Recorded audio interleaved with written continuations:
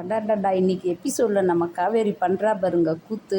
மேட்ரிமோனியில் profile ready பண்ணிட்டேன் நம்ம விஜய்க்கு. சீக்கிரத்தில் பொண்ணு பார்த்து விஜய்க்கு கல்யாணம் பண்ணிடணுன்னு சொல்லிட்டு தாத்தா கிட்ட சொல்கிறா. தாத்தாவும் எவ்வளோ அவரோட ஃபீலிங்கும் அவரோட குற்ற உணர்வுகளையும் காவேரி கிட்ட கொட்டுறாரு. இன்றைக்கி எபிசோடில் என் பேரனோட வாழ்க்கையை நான் கெடுத்துட்டேன், அவன் இனிமேல் பட்டு நல்லா இருக்கணும், அவன் விஷயத்தில் நான் தலையிட மாட்டேன்னு சொல்லியும் நீங்கள் தலையிடாத நான் பார்த்துக்கிறேன்னு சொல்லிட்டு ப்ரொஃபைல் ரெடி பண்ணி அந்த ப்ரொஃபைலில் பொண்ணுங்க நிறைய மெசேஜ் வந்தபடியாக இருக்குது.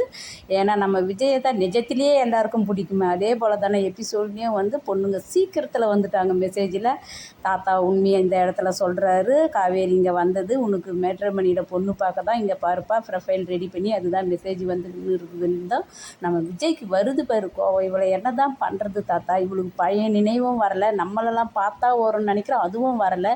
இவளை எப்படியாவது சமாளித்து கல்யாணம் பண்ணிக்கணும்னா அவள் இவ்வளோ ஒரு கட்டின புருஷனுக்கே பொண்ணு தேடுறா, இது இந்த வீட்டில் தான் நடக்கணும் அவ்வளோ கோவப்படுறாரு தாத்தா. இந்த இடத்துல வந்து அட்வைஸ் பண்ணுறாரு, நீ கோவப்படாத விஜய், அவள் போக்குலேயே விடு, அவள் போக்குலேயே விட்டு அவள் உன் வழிக்கு சீக்கிரத்தில் வந்துடுவா. இப்போ உன் மேலே அக்கறைப்பட ஆரம்பிச்சிட்றதா இல்லை, சீக்கிரத்தில் வந்துடுவான்னு. இந்த சீக்கிரத்தில் வந்துடுவான்றதை நாங்களும் எதிர்பார்க்குறோம்.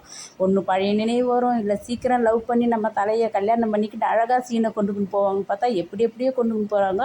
நம்ம காவேரி பண்ணுறதை பார்த்தா நம்ம விஜய் சொன்னபடியே ஆர்வ கோளாறாக தான் பண்ணுவான்னு நினைக்கிறேன். இனிமேல் பற்றி என்ன நடக்குதுன்னு சொல்லிட்டு நம்ம எபிசோடில் பார்க்கலாம்.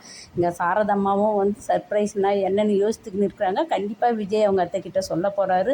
ஒரு மேட்ரிமோனியில் ஒரு ஃபோட்டோவை உள்ளே நுழைக்க வேண்டாம், சாரதம்மா காவேரி ஃபோட்டோவை நுழைச்சாதான் இந்த ஃபோட்டோவும் வந்ததுன்னு பொண்ணு கேட்டால் நல்லாயிருக்கும்னு நினைக்கிறேன். அடுத்தது எபிசோடில் பார்க்கலாம். Bye by.